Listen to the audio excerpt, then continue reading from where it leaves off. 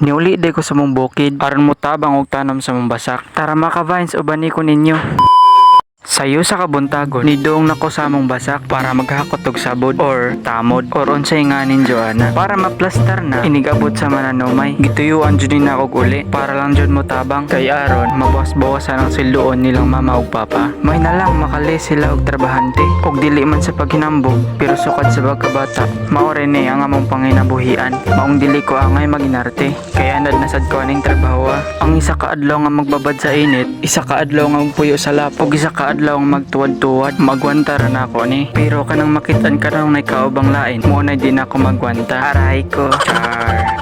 Shoutout day ko sa mga kabatan-unan nga pareha ng sitwasyon. Mauning trabaho ako sa pinakahago. Wala man do'y trabaho nga dili hago ba? Pero mga kabay, kung first time pa ka makasugod ang nga trabaho, sure jud ko yun kaugma din nakahalos kalakaw tungod sa pamaod. Pero og maanad na kaning trabaho ako din nakamaunsa. Mura na kag naka-immortality. Pero atik ka na. Maunsa bago. Pero ang imong lawas maanad na. Pero kining ako mga kauban, anad naman, mobirada pagkani ko na sila ning kaugma. Pero sa lain ang basak. Sa karong panahon ng mga kabay, napabakari mga batanon nga motama kong lapok. Comment lang dulog, isa pud ka nga pareha na ako day nang gapula. O ba na akong mama nga naka-green. Sa kining oras sa mga kabay, madyo gani kanilando. Og medyo ni hangin-hangin pod, pero wala man sa noon ni uwan. Ayon tawi nga nara kanon na ang panahon. Pero dili man ta kabuot, mao nga 1 taon na lang. Pagtungtong og mga alas 3 sa hapon mga kabay, niinit na sad sa makainit sa mga agtang. Joke bitaw mga kabay. Gibatin ako panakit-nakit ari sa kalawasan. Char kalawasan. Dirigid likod sa hawa, pero padayon gihapon kay para makahuman og sayo. Narabay ga atangay snack. Gutom na badya pod rong mga orasa. Wala na day koy problema og cutic sa akong kuko. Kay nakalibre na ko dala sa lapo. Gold color pa. O di ba social? Na demi kauban nga bata mga kabay. Mananam na lang daw siya kaysa mo eskwela. Kay wala mo kuno yung kwarta ang eskwelahan. Og isa pa gasto ra daw. May pa daw kuno og mamasak na lang. Kay mga kwarta pa kuno siya. Hindi na daw kuno siya mo eskwela. Ug ang maestra na mo hatag niya og baon. Wow ha. Kano sa pa ka na mahitabo. Pero bilib po ko aning bata. Ay motabang gid sa iyang pamilya. Kaya ang tanang sildo niya ihatag gid sa iyang mama. Tagsa na lang guroy bata nga ni karon na magunahon sa pamilya. Ug sa wala pa nakapalo sa akong vlog, please like and follow na ra ganahan sa tabang post og content nga sama ingani. Kani nga ako mga kabayan silingaw-lingaw ra man nga daang tinud-anay. Unsa di ay